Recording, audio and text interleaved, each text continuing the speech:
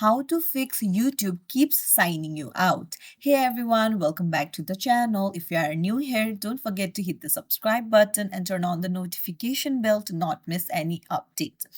So, YouTube signing out must be because of your cache or some glitches. So, to clear it, you'll need to open up your Google Chrome and then go to the three dots on the top right corner of the screen. Scroll down, go to settings on the bottom, and then go to uh, privacy and security on the right hand side, and go to delete browsing data, and make sure you tick on browsing history, cookies, and other site data, and cache images and file, and just hit delete data.